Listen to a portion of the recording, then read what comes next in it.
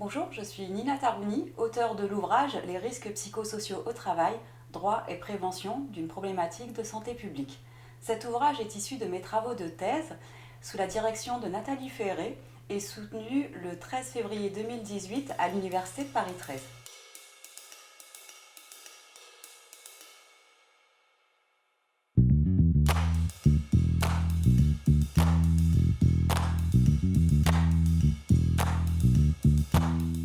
J'aborde la question des risques psychosociaux comme une problématique de santé publique. Mon ouvrage en fait est divisé en deux grandes parties. Dans la première,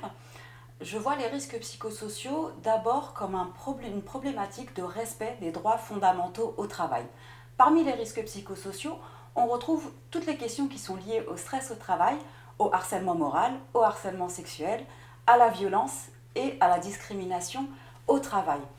Toutes ces problématiques-là posent celle des droits fondamentaux au travail, puisqu'à partir du moment où les droits fondamentaux au travail ne sont pas respectés, ils peuvent être source de problématiques liées aux risques psychosociaux.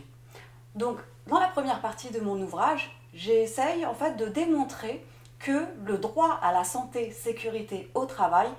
est un droit fondamental à partir duquel non seulement les employeurs vont avoir des obligations, mais il est aussi de la responsabilité de l'État d'apporter une réponse à ces problématiques, justement parce que les risques psychosociaux, c'est aussi une problématique de santé publique. Aujourd'hui, leur envergure est telle qu'ils touchent tous les domaines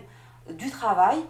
quel que soit le secteur d'activité, quelle que soit la taille de l'entreprise, et les transformations du travail, aujourd'hui on le voit avec les problématiques liées à l'ubérisation, etc.,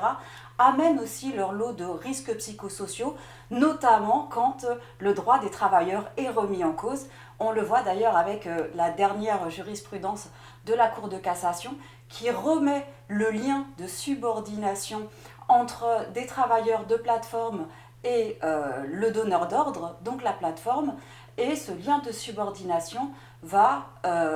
peut-être ouvrir des droits aux travailleurs, puisque en fait le but de mon ouvrage, c'est d'améliorer les conditions de travail pour tous les travailleurs, finalement, quelle que soit la nature contractuelle qui lie le travailleur à son donneur d'ordre. Donc ça peut inclure les travailleurs de droit privé, bien entendu, mais aussi les fonctionnaires, les agents publics, les travailleurs indépendants, mais aussi les employeurs, puisque la santé des dirigeants est aussi une problématique qui commence de plus en plus à émerger. Et on sait aujourd'hui que la bonne santé au travail, c'est aussi un gage de performance économique et sociale de l'entreprise. Donc, dans la première partie de l'ouvrage, une fois que j'ai démontré en fait qu'il y avait une problématique qui était liée aux droits fondamentaux et à la responsabilité des employeurs, mais aussi de l'État qui doit être un soutien à cette prévention des risques psychosociaux, j'aborde dans la seconde partie en fait les risques psychosociaux comme une problématique de santé publique. Parce qu'au final, avec le nombre de travailleurs qui sont susceptibles d'être touchés par ce risque, ça constitue une problématique de santé publique. Et j'ai imaginé, à partir du droit de la santé qui existe dans d'autres domaines de la santé au point de vue médical par exemple, eh bien, il existe ce qu'on appelle des vigilances sanitaires, c'est-à-dire une organisation centralisée au niveau de l'État qui permet de suivre, de détecter et de traiter les anomalies qui peuvent toucher les citoyens lorsqu'ils se rendent à l'hôpital, chez le médecin, prennent des médicaments, etc.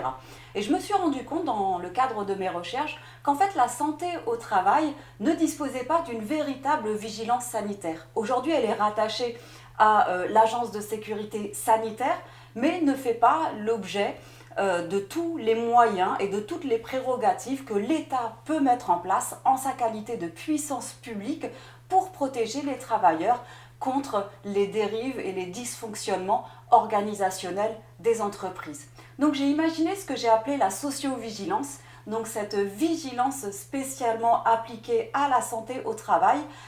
qui serait